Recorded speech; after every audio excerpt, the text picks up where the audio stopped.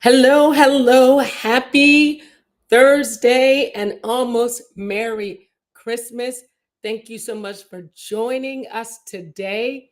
Today, we're going to talk about a topic that is near and dear to my heart. That is, this session is dedicated to caregivers, those who do foster care, or as they call them now, resource parents, those who are caring for children, right? Whether you're a grandma, an auntie, an uncle, a close friend, or a foster parent, today is dedicated to you. So if you're on here, go ahead and share this with a fellow caregiver and let's get started. So this is labeled "Tis the Season to Be Jolly." And it is for most people. But for some, especially those who are not spending the holidays, whether it means birthdays, Christmas, New Year's, graduation, whatever the holiday or special event may be, it's not always so jolly.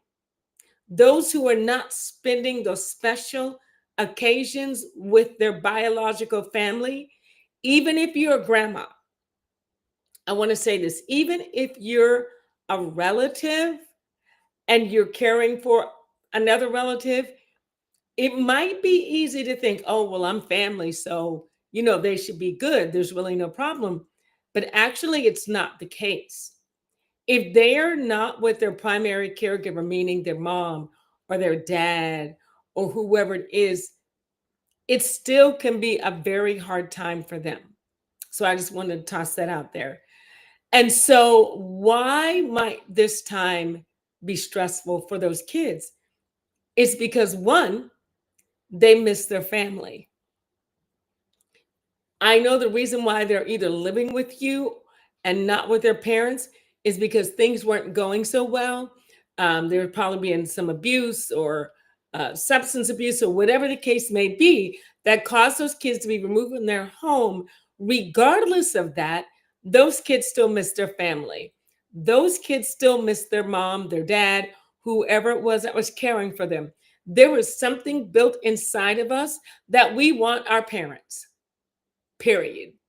Okay. We want our family. So, for those of you who are resource parents or foster parents, you might be thinking, yeah, but we're giving them a safe place. You are. But let's be real, you're not their mom or their dad. Okay. You're not their family. And as a resource parent coach, I hear it a lot from parents. They should be grateful that I'm here, oh, that they're in our house and they're safe. It's true. But bottom line, holidays, special events can be frustrating, not just frustrating, but painful for kids because they're not with their family. So, what kind of behaviors might you see during this time? Some of the behaviors you might see in younger kids might be regression, right? They were doing well with potty training and now they're peeing in the bed again. Or they used to be okay with you being in one room and them in another, and now they want to cling to you all the time. They might start having nightmares. They might start crying a lot, be a lot more clingy, like they need to sit in your lap all day, right? And that could be a little frustrating because you're trying to get work done and they want to be with you. These are some signs you might see during holidays, special events, and the younger kids who are actually going through trauma again. So, what behaviors might you see in older kids, like teens, during these holidays or special events? You might see attitude. Okay. They may have had attitude before, but now you see it on a whole other level. Now, every time they look at you, they're rolling their eyes. Every time they have something to say, it's with an attitude, or they may even just ignore you. You may also see them withdrawing.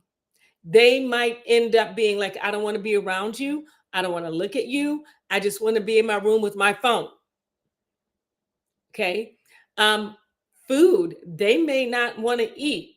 And now, with a teenager, if they don't want to eat, something is wrong.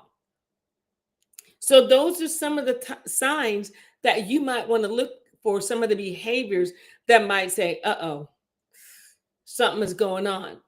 Because remember, to us, this might be wonderful time of the year. Me personally, I'm decorating. I got, my decoration. You can see some in the back. Every corner in my living room has a decoration in it. Okay. For some kids, that might be too much. That might be too much. And so I have to, and this is my further on down, I may have to do a little adjusting. I may have to do a little bit of adjusting. Okay. So we see these things, we see these behaviors. So what do we do?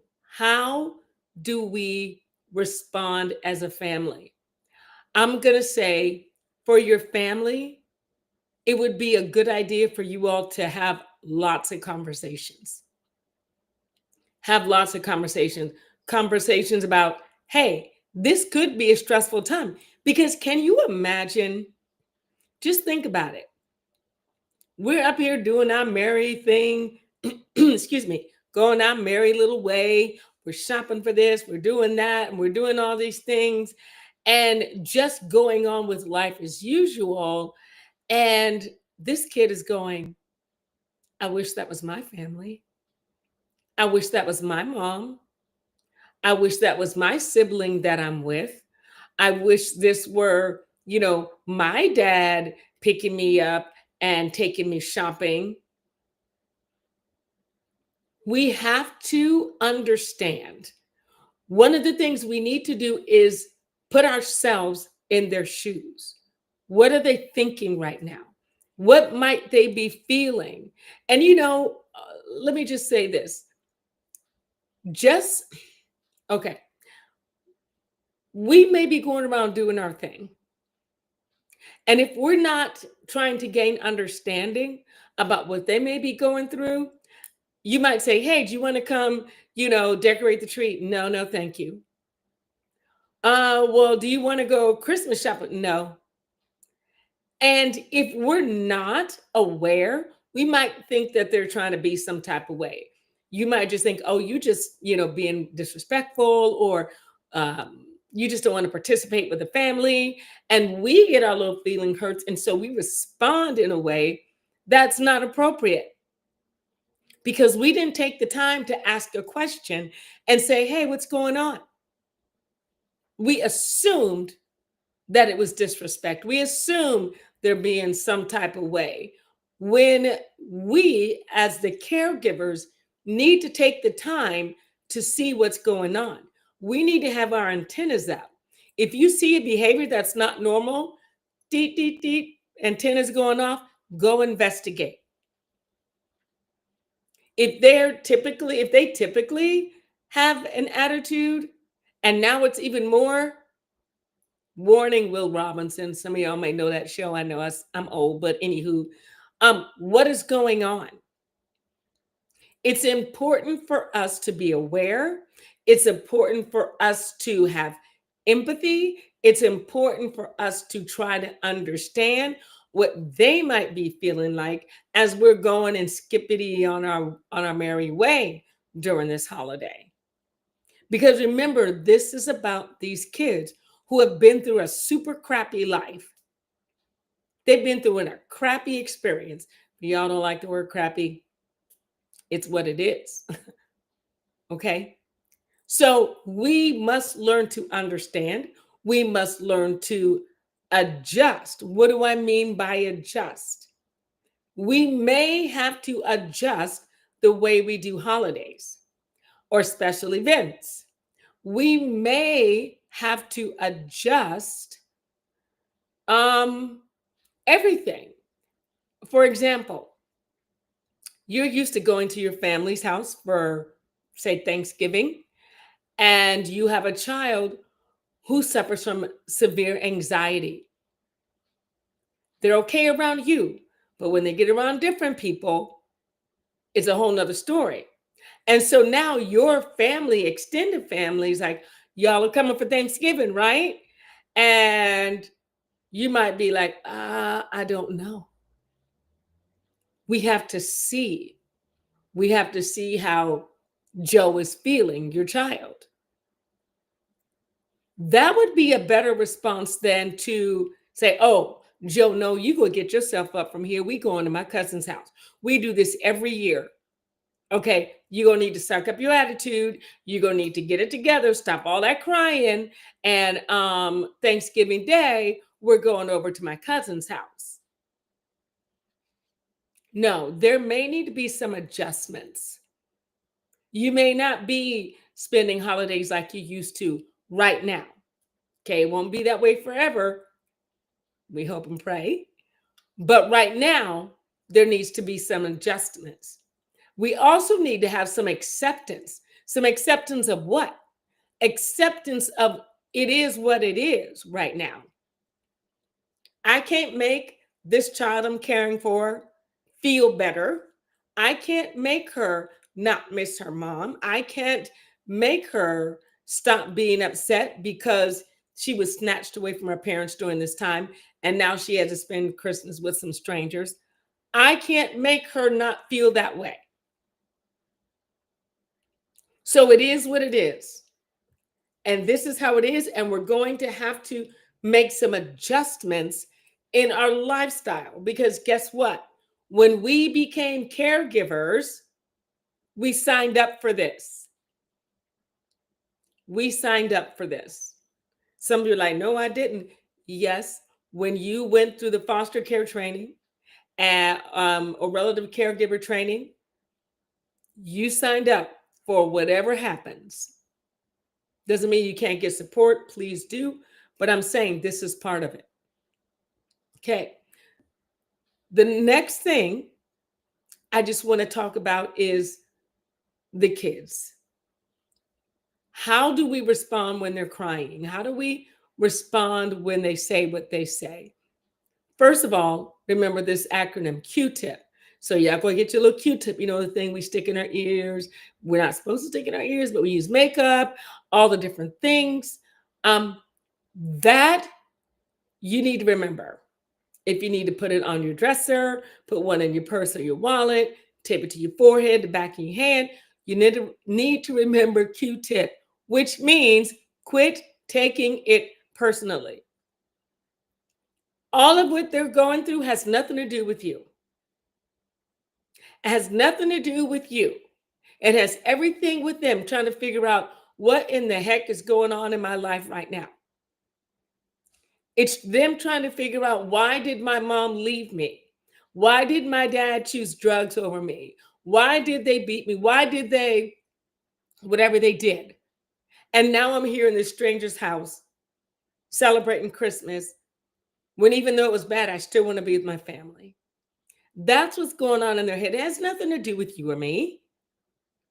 We're like 2% of all of what's in their space right now. So Q-tip, quit taking it personally. Another thing we need to practice is allowing them to feel how they feel. Okay? Allow them, if they're angry, allow them to be angry. Of course, we're not going to say, oh yeah, feel free to punch a hole in the wall. No. Okay? But we can redirect it. We can also acknowledge how they feel. I understand you're feeling angry right now. And I do want to say that I know you're angry, but punching a hole in the wall is not the best, not the solution that we're going to do here. So however we need to come together and figure out how you're going to express your anger in a healthier way, let's do that. Okay? So we're going to allow them to feel how they feel. I also want to validate it. I've heard so many parents, when the kids say, I don't like my mom. And then they say, oh, you don't feel that way. Or they might express some other kind of thing. Oh, you don't mean that. Um, how do you know they don't mean it? How do we get to tell them what they mean and what they don't mean? You know, that would drive me crazy. Oh, you don't mean that. Listen, in this moment right now, oh, yes, I do.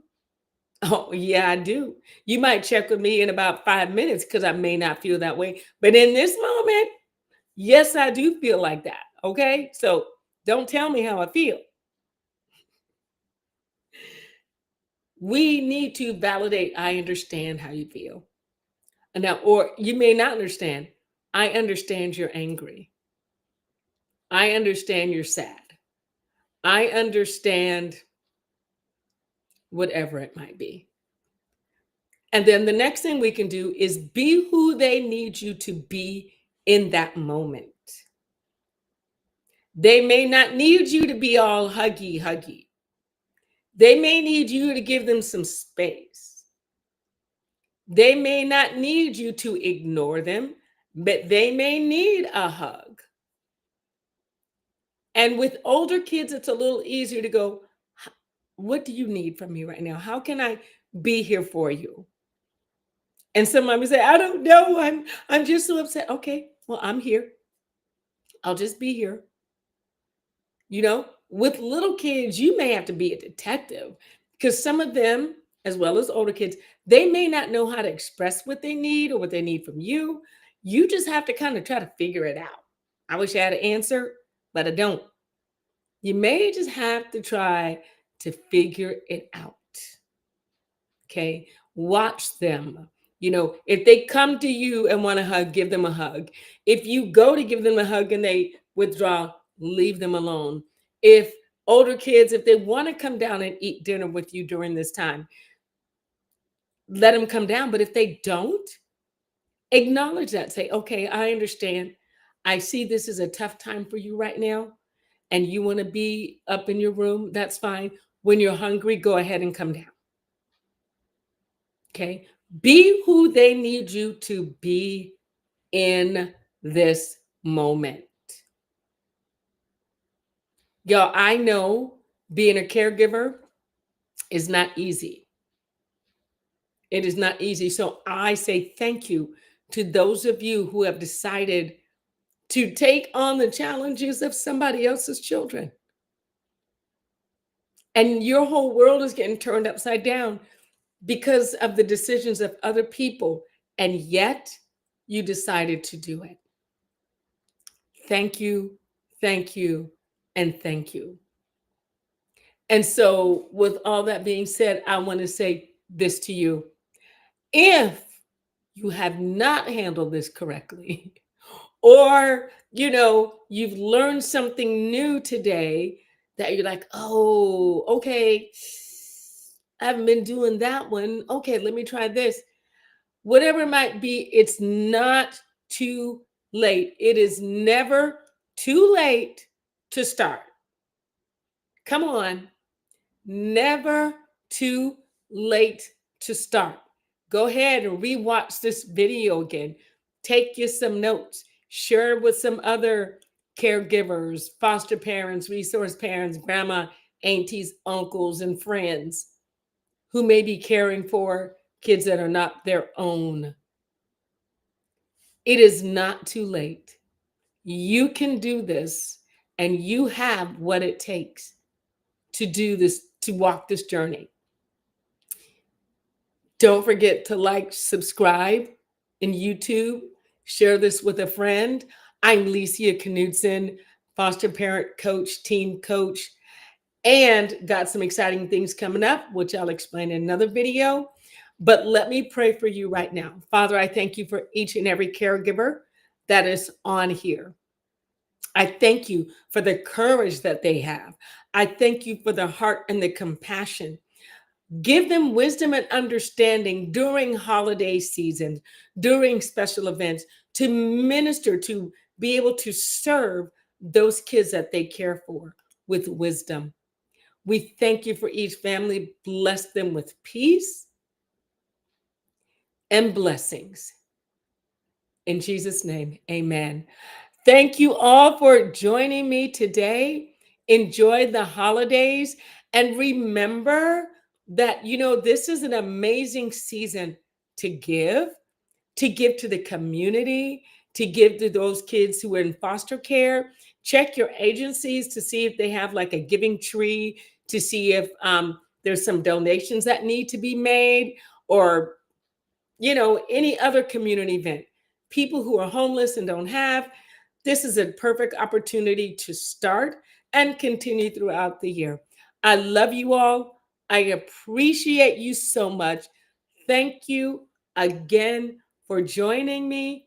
And I will see you, if not next week, I'll see you next year. All right. God bless you all. Bye-bye.